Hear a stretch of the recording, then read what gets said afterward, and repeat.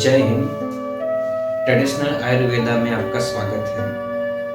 आज हम माइग्रेन यानी सिर सूल के बारे में चर्चा करेंगे। इस वीडियो में हम माइग्रेन के लक्षण, एलोपैथी दृष्टिकोण, आयुर्वेद का दृष्टिकोण, केस स्टडी तथा उपचार के बारे में चर्चा करेंगे। माइग्रेन के उपचार को समझने के लिए आप ये बीमारी को पूरी तरह समझें, यह जरूरी है, इसलिए कृपया पूरा वीडियो अवश्य देखें। WHO के मुताबिक माइग्रेन एक हेडेक डिसऑर्डर है।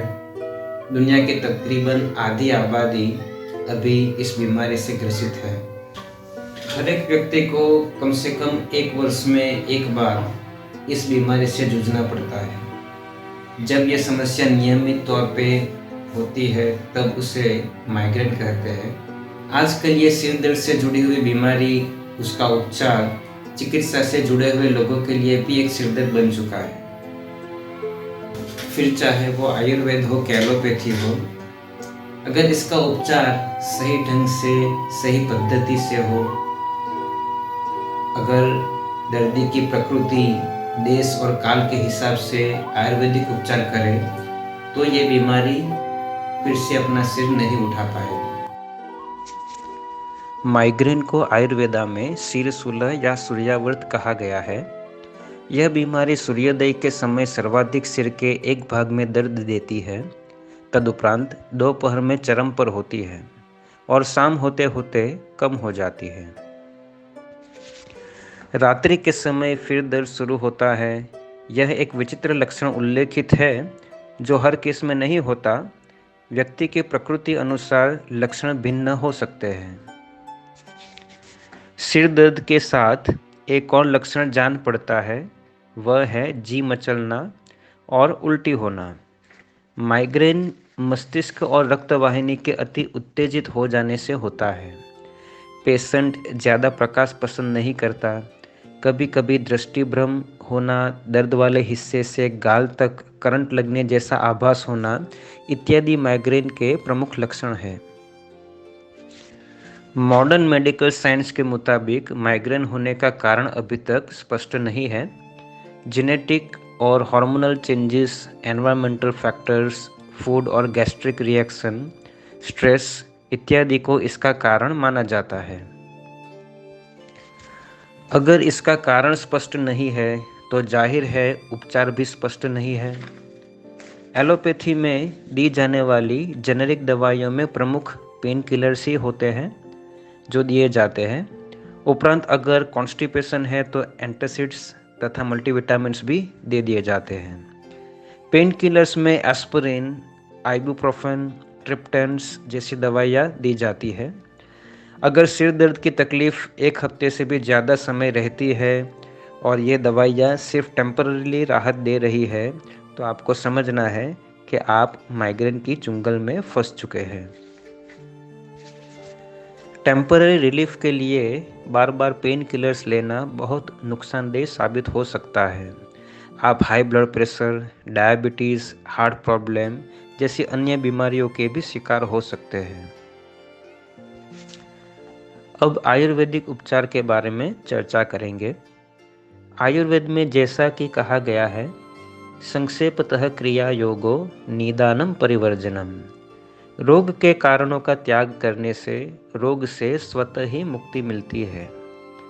सिर शूल होने के मुख्य कारण इनमें से कोई एक को माना जा सकता है, जिसमें प्रथम है प्राकृतिक आवेगों को जबरदस्ती से रोकना, जैसे शौच, मूत्र, निंद्रा, छींक, जवई, उल्टी इत्यादि।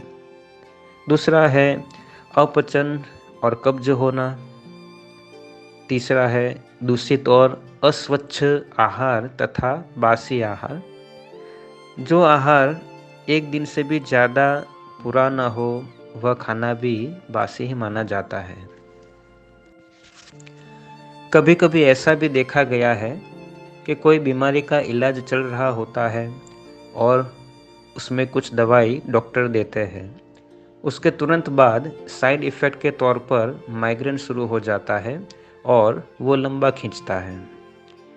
एक और लक्षण है आहार में ज़्यादा तीखा या ज़्यादा तिक्त मतलब कड़वा आहार, उसको लेने की वजह से भी शीर्षूल की बीमारी संभव है। तो ये हमने कारणों के बारे में चर्चा की। अब हम उपचार के बारे में चर्चा करेंगे। जो भी केस आज तक मैंने इस बीमारी के संदर्भ में देखे, वह कम उम्र के बच्चों तथा युवाओं में ज़्यादा थे। उनके लिए जो भी उपचार क्रम मैंने योजित किया, उससे काफ़ी अच्छे परिणाम प्राप्त हुए हैं। दूसरा, इसमें औषधि का तो महत्व है ही, साथ ही साथ परहेज का भी उतना ही महत्व है। तो सबसे पहले ऐसी कौन सी आयुर्वेदिक औषधियाँ हैं जो इस बीमारी में उपयोगी सिद्ध हो सकती है, उसे हम देखते हैं। तो माइग्रेन में उपयोगी औषधियाँ हैं पथ्यादि कवाथ, द्राक्षासव, अश्वगंधारिष्ट, लवण भास्कर चूर्ण, तक्रारिष्ट तथा रस सिंदूर और शिला सिंदूर। हम एक केस स्टडी देखते हैं। यहाँ एक 18 साल की बहन माइग्रेन की पेशेंट थी। 2-3 सालों से लगातार यह बीमारी उसको तकलीफ दे रही थी।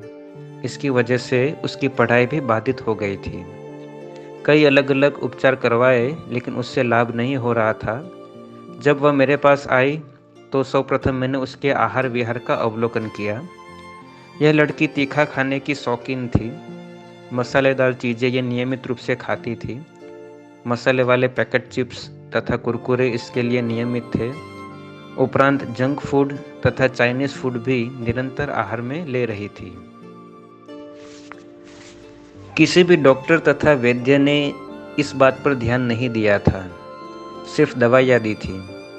दूसरा, इस पेशेंट को बुखार भी बार बार होता था, तो बुखार के लिए पैरासीटामोल ये ले लेती थी, सिरदर्द के लिए पेन किलर्स ले लेती थी।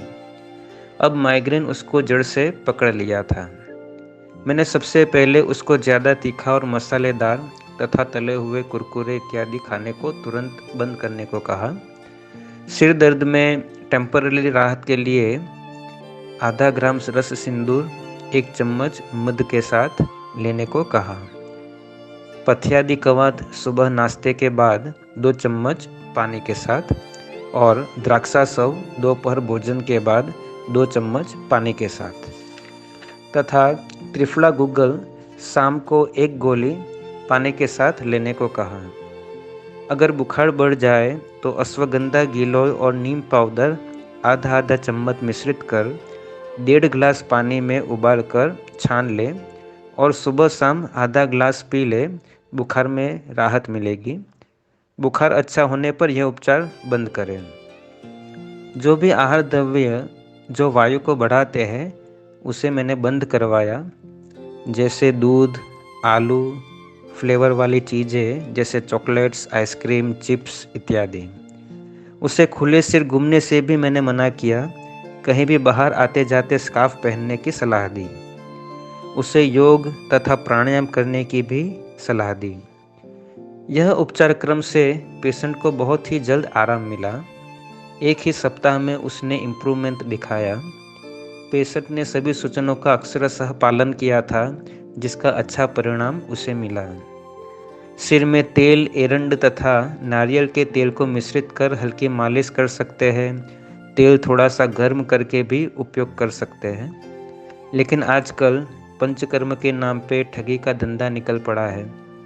माइग्रेन के लिए शिरोधारा, शिरोविरेचन, केरला मसाज, अभ्यंग स्नान इत्यादि नाटक खड़े कर कई लोगों को लूटा जा रहा है। मेरा मानना है कि क्रॉनिक माइग्रेन के लिए बाह्य उपचार सिर्फ कुछ क्षण के लिए ही राहत दे पाएंगे, फिर वो तेल का हो या बाम का। आयुर्वेद के अनुसार वायु के अनियंत्रित होने से ही शरीर में दर्द से संबंधित बीमारियां होती है। वायु को संतुलित करने ये औषध उपचार तो जरूर करें, लेकिन साथ ही साथ योगासन और प्राणायाम भी जरूर करें। महर्षि चरक ने 70 से ज़्यादा वायु के रोगों का ही वर्णन चरक संहिता में किया है। वायु हमेशा अदृश्य रहता है, इसलिए माइग्रेन पेशेंट को डॉक्टर एक्सरे, एमआरआई इत्यादि डायग्नोसिस के बाद भी कुछ भी कारण रूप क्षति प्राप्त नहीं कर पाते। इसलिए आयुर्वेद इस बीमारी का बहुत ही स्पष्ट निदान और उपचार कर पाता है। अगर आपको भी यह बीमारी के अनुलक्ष्य में कुछ भी प्रश्न हो तो कमेंट जरूर करें। इस वीडियो को शेयर जरूर करें तथा हमारे चैनल को सब्सक्राइब जरूर करें। धन्यवाद।